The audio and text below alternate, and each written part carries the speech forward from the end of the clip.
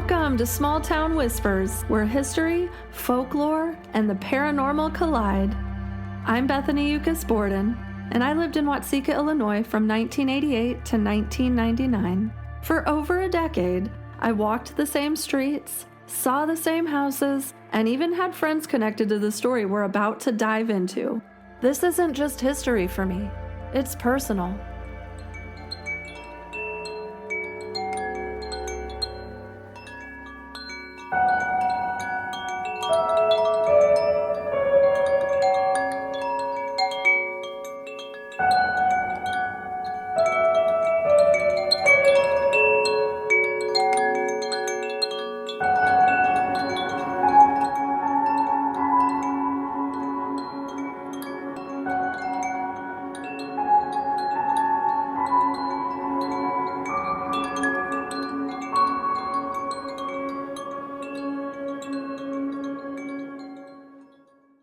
Welcome back, everybody, to Small Town Whispers. I'm so glad you're here for episode 5. Every week, this little community grows a bit more, and it truly means the world that you keep coming back to sit under the porch light with me. Before we begin, a quick note for anyone listening with little ears nearby. Today's excerpt from the Watseka story contains some graphic language and unsettling descriptions. So if you've got young listeners around, or if you're sensitive to strong or disturbing content, you may want to press pause and come back when the time feels right. All right, let's step back into the story.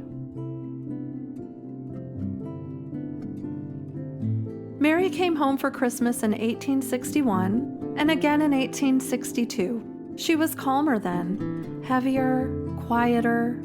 The community welcomed her back, even though her youngest brothers barely remembered her face. By May of 1863, nothing unusual had happened. Not since that first strange spell back in October of 61. The doctors said she was cured. They sent her home, and for a while, life felt ordinary again.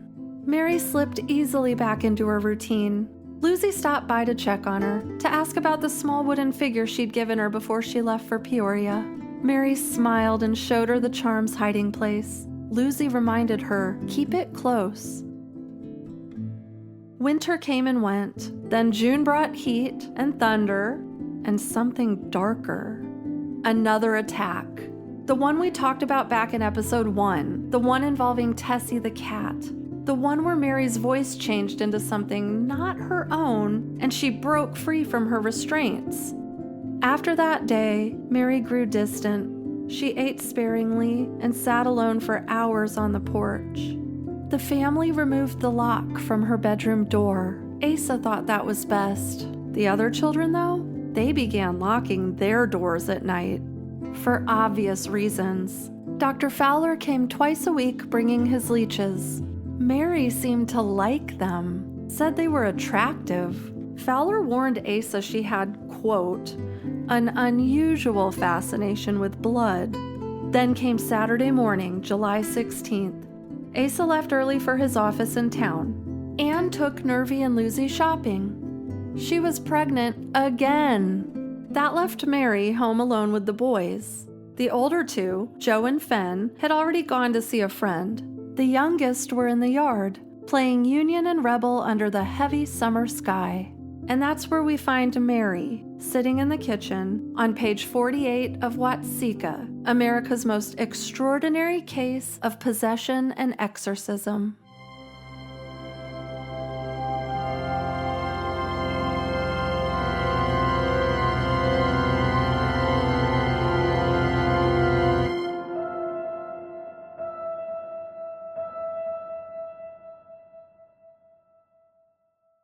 Mary sat down at the kitchen table and stared at the small white flowers on the oilcloth. The boys' dirty dishes, their spilled sugar, and their toast crumbs were scattered across the design. She added some sugar, then some cream from the icebox to her oatmeal, stirred it listlessly, not hungry, but feeling she should eat something. Dr. Fowler had told her to eat, even when her stomach told her differently. The room was dim, with the sunlight hidden behind the enormous watery clouds. Maybe if she lit the lantern, some of the gloom around her and inside her could be chased away. The kerosene lamp hung from the ceiling on a long chain directly over the table. She tugged on the counterbalance chain, and the lamp came down to her level. Now she needed a match. Lucy kept a box of them on the stove shelf. As she reached for the matches, something sparkled and caught her eye. It was a butcher knife, a brand new butcher knife that had replaced the one she used to kill Tessie. Lucy had been given strict orders to lock up all the knives. In her haste to get to the market, she must have forgotten to lock up this one. Mary smiled and picked up the knife. It felt good in her hand. She turned the knife over and over, running her fingers slowly down the cutting edge, being careful not to cut herself, yet enjoying the sensation. She examined the knife, pleased with its newness, pleased that she had discovered it, pleased that she was all alone in the house. Her body trembled and she thought she was going to fall. Reaching out, she steadied herself against the back of a kitchen chair. She looked down at the chair, its rush-woven seat taut, in perfectly aligned valleys and ridges. She stared at its pattern, at its man-made perfection, at its smugness at being whole and united. Its completeness annoyed her. The flawless pattern made fun of her. It was in order. She was confused. It was serving a purpose. She was worthless. It had a reason. She had none. She had none, and the chair had to go. It couldn't sit there and make a fool of her. With one loud cry and a sharp thrust, she drove the knife into the seat. She laughed and plunged the knife again and again into the seat until it was no more than a mass of loose ends hanging limply from the wooden rim. Then she went from chair to chair, slashing, tearing, and laughing as their mocking perfection was destroyed. She stepped back and admired her work. The cluttered table still stood there, solid and observing and whole. The knife tore into the oilcloth, shredding it and separating the flowers and the design. The knife hit the dirty porridge bowls, breaking some, knocking others onto the floor. The cream pitcher sloshed its contents across the ravaged surface of the table. Then she ran out the door, slamming it with satisfaction at a job well done. Frank and Charlie, loudly killing one another on the front lawn, didn't hear her laughter as she ran down the back steps and out into the field behind the house. As she ran, she waved the knife at the low-hanging clouds, trying to slash them as she had slashed the chair seats. As she ran, she swiped at the tops of tomatoes, slashed at beans tied to poles, and delighted in the sweet, sticky smell on the knife blade when she cut through a young stalk of corn. The woods began at the edge of the clearing. She slowed down to a fast walk now, brushing against the rough trunks of the trees and lifting her feet so as not to trip over the exposed roots. Birds, resting uneasily in the branches because of the impending storm, rose in startled flight as she passed under them. She fell and rolled down an incline into the midst of a large clump of elderberry bushes. Still laughing, she crawled into the bushes, going deeper and deeper until their tall stems and thick green leaves hid her from the world. She held the knife in front of her. She could barely see it in the semi-darkness, but she could feel it. She could feel its edge and remember its avenging point. It could do in 1 second what her adored leeches took several minutes to do. It would release her pent-up blood. It would take away the lump of pain in her head. It was a simple and quick action.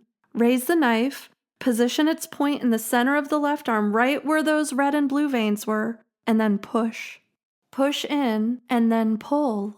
Pull down and feel the pressure, followed by the pleasure of the skin parting and the muscles being severed. Feel the warm air inside her arm, warm almost down to her wrist. Feel the blood run out, hot and thick against her skin. Feel the blood falling onto her closed eyelids as she lifted her arm above her face. Taste the warm blood as it trickled down her cheeks and into her open mouth. drink the blood directly from her veins as she sucked and licked the wound.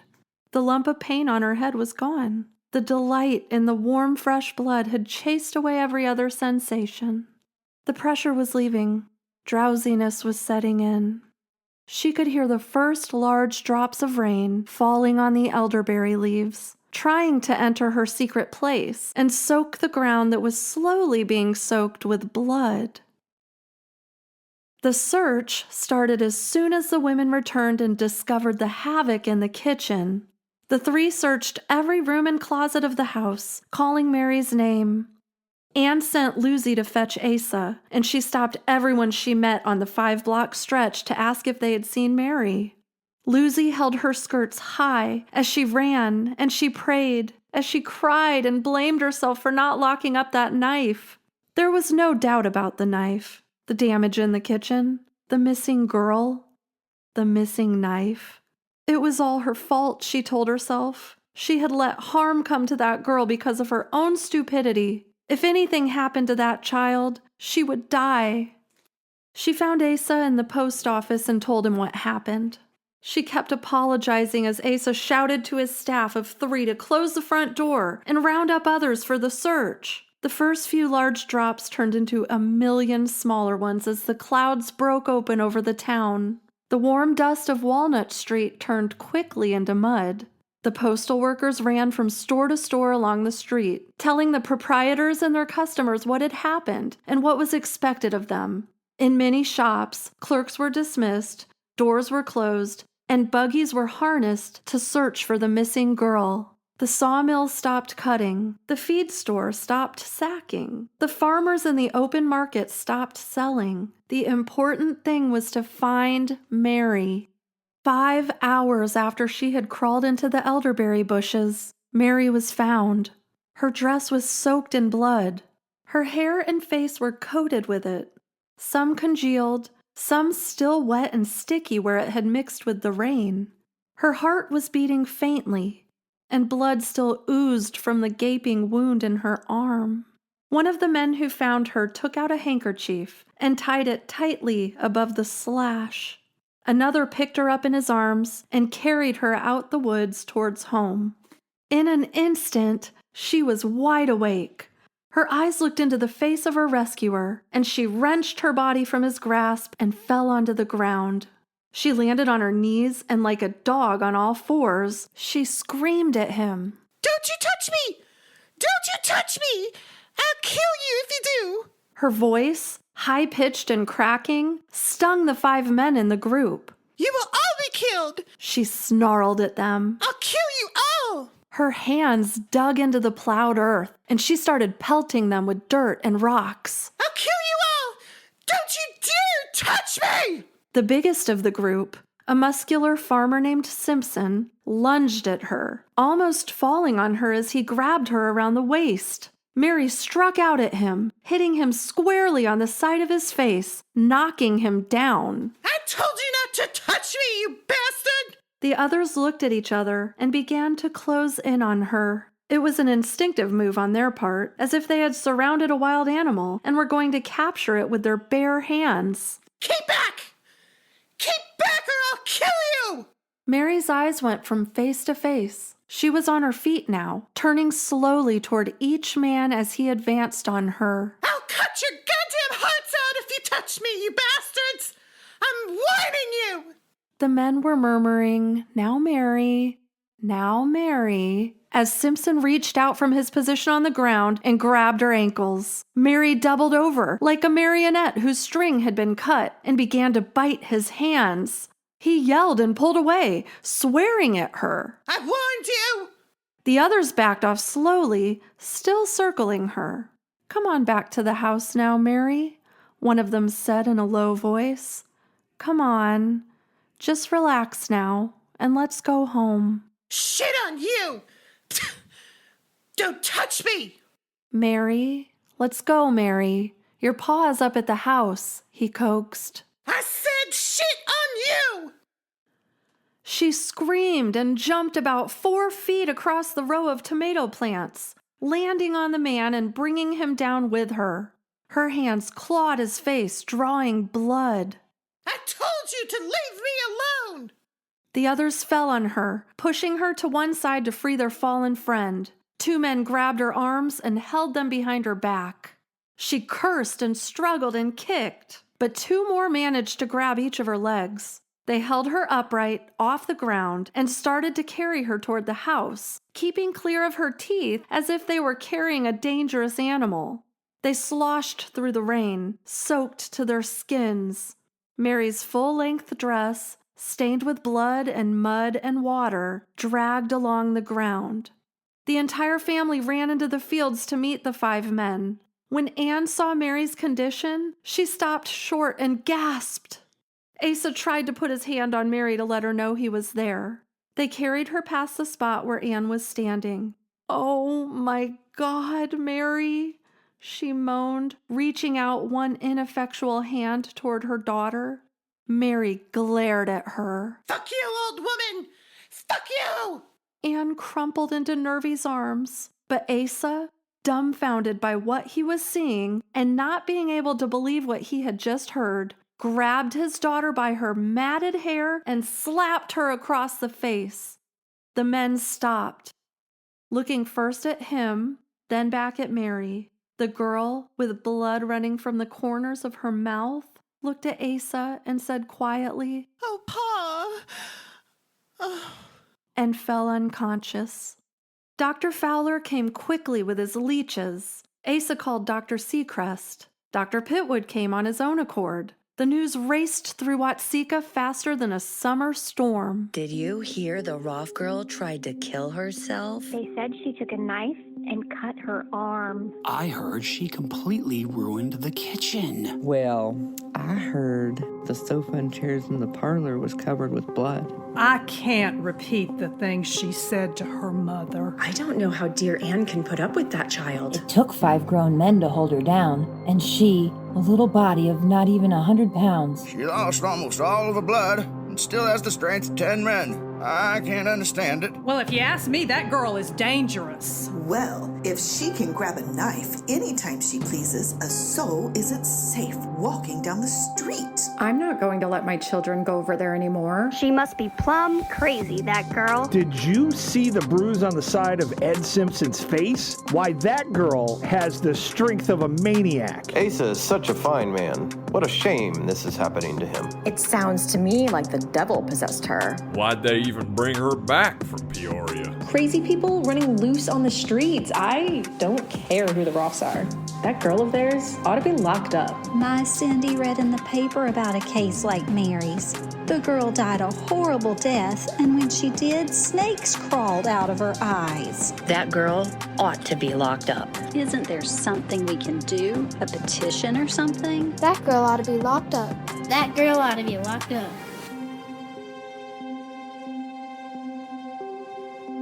Well, if you're from a small town, enough said, right? And that was before the internet.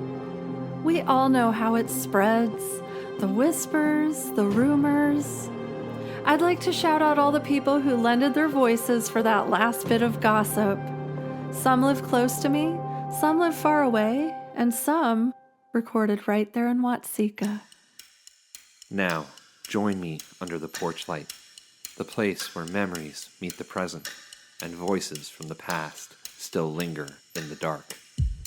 Tonight, we listen, not to the pages from a book, but to the people who have felt the unexplained and found the courage to share it. Welcome to Porchlight Whispers.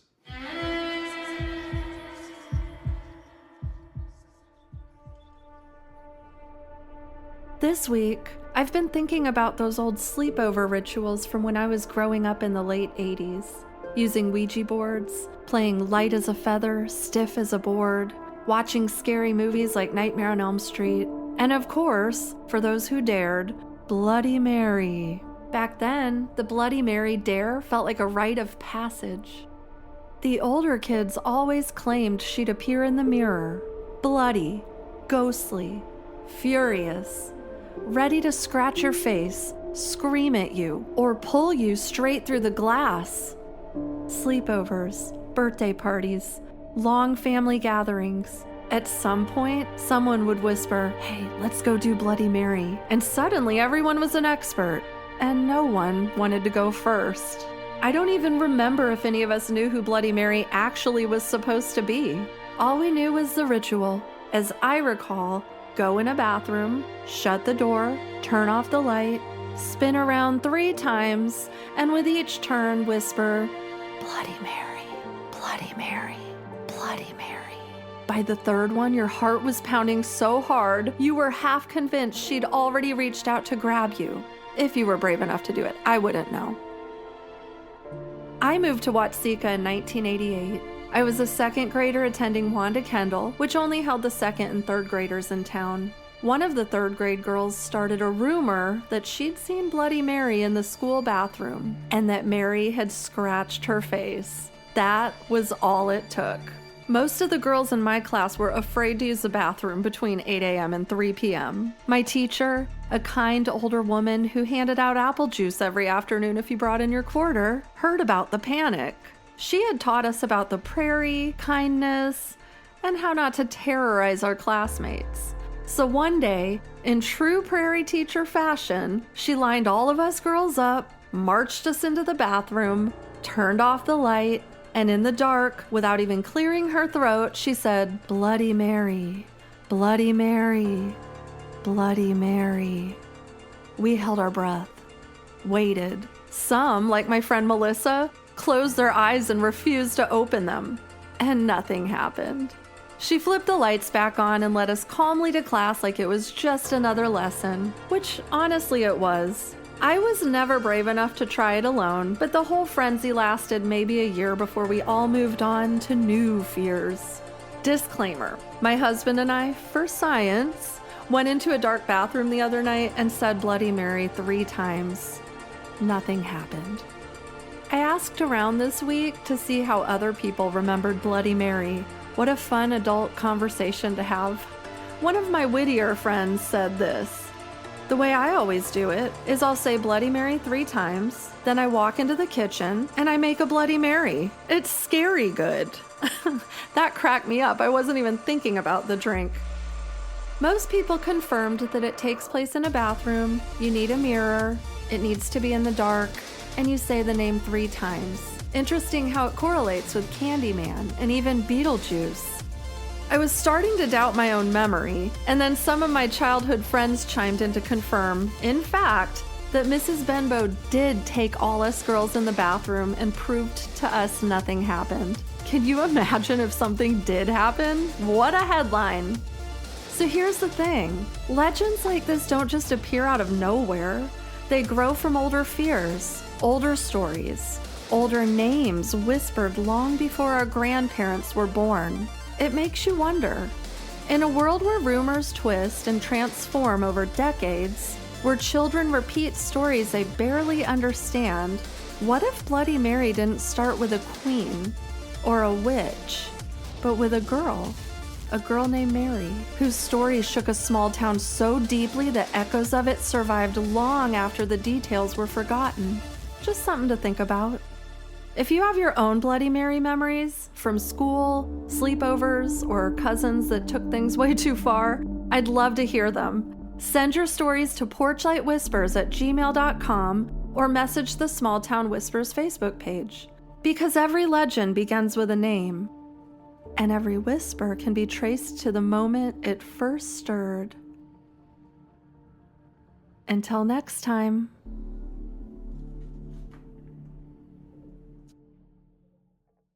That was this week's edition of Porchlight Whispers. Do you have an experience of your own to tell? We want to hear your stories. Share your experience and let your small town whispers become part of ours. And with that, the porch light dims, but the whispers stay with us. Join us again next time when another voice steps into the light.